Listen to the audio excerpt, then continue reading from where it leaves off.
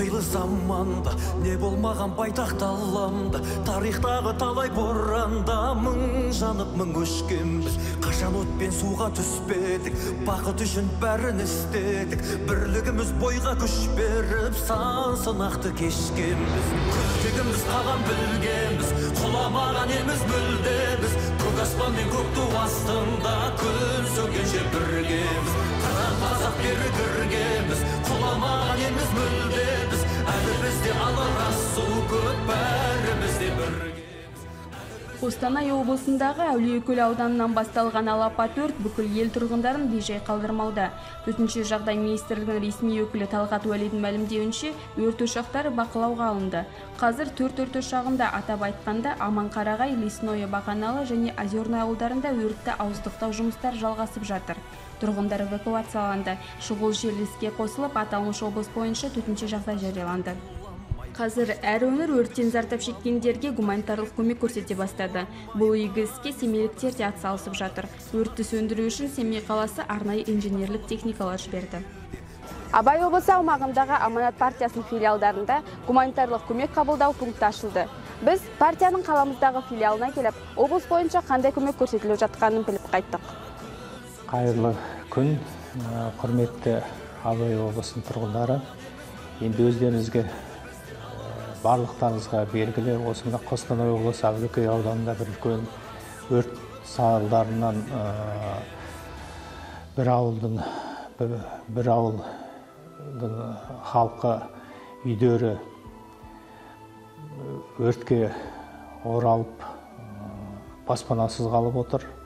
Ол енді барлық қазақстандықтарға қиын болып отыр. Сондықтан мына партиямыз бастамасымен 4 қыркүйек күні сағат 9-дан бастап біз осында филиалымыздың қасында барлық өңірлерге гуманитарлық көмек қабылдау пунктін ұйымдастырдық.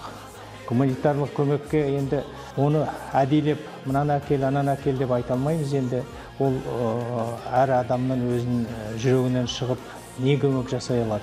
Енді қыстық киімдер, енді әртүрлі су, азық түлікпен көмектессе деп шақырдық. Қаржылай көмек болса деп сөйтіп ойлаймыз. Енді адам енді қайсысы не жасай алып, қандай көмек ететін өзінің жүрегінен шығып отырса деп ойлаймыз. Құрметті жерлестер, біз бәріміз білеміз, Қостанай облысында қандай жағдай болған. Енді ондай апат ешқашанда біздің басымызға келмесін. Енді біз қалалық мәслихаттың депутаттарының атынан, партия Аманат атынан осындай бәріміз үлес көмек жасап жатырмыз. Енді кімде қандай жағдай бар, кім көмек жасап отыр, ақшамен счетқа ақшаны жіберіп жатыр. Мысалы, депутаттар бізде бар, Семнан атынан осында продукция тағда келген. Біз енді бәріміз соған кірісіп, көмек жасайық деп отырмыз. Мен ойлап отырмын, сол қала бойынша халықтың бәрі жиналып, сол кісілерге бәрі көмек жасайды. Абай облысы болып, Абай облысының жастар болып, бүгінгі таңда біз гуманитарлық көмек пунктін ашылды. Барлық жастарды осыған шақырам. Бүгінгі таңда өзіміз үлес қосып, Аманат партиясының жастар рухы болып бірге барлығымыз үлес қосып жатырмыз. Енді біз өзіміз қолдан келгенше гуманитарлық көмек, ең керек заттарды, барлық заттарды жинап жатырмыз. Сондықтан барлық Абай облысының жастары, Семей қаласының тұрғындарын осы немеге гуманитарлық көмекке шақырам. Апат айтып келмейді дейді қазақ. Осы орайда біздің мынау Қазақстанымыз, әр аймағымыз мынау Қостанай облысына гуманитарлық көмек көрсету пункттерін ашты. Осы орайда бүгінде міне Абай облысында, соның ішінде біздің Абай облысының аудандары да қалыс қалған жоқ. Қазір міне Абай облысының аудандары өздерінің Аманат партиясының штабында, филиалында қазір гуманитарлық пункттерін ашқан болатын.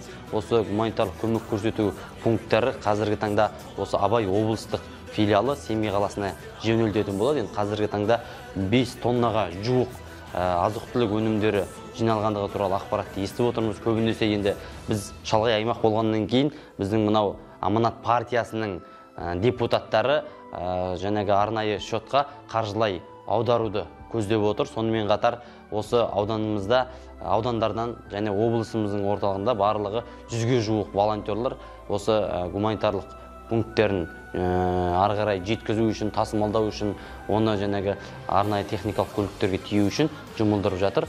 Осы орайда бұл жұмыстар енді бүгінгі күнгі ақпарат бойынша қазір мынау кешке қарай алдағы мынау уақыттарда тағы да осы қала тұрғындары, оның ішінде Семей қаласының тұрғындары осы гуманитарлық көмек көрсету бойынша кешелі бері хабарласып жатыр.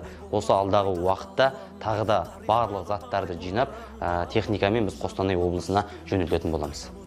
Тілсіз жау айтып келмейді. Осындай қысылтаян шақта бірлігімізді танытып жұдырықтай жұмылу маңызды. Қиындыққа душар болған отандастарымыздың рухын көтеріп, моральдық, материалдық көмек қолын созамыз десеңіздер, экранда көрсетілген байланыс нөміріне хабарласуларыңызды сұраймыз.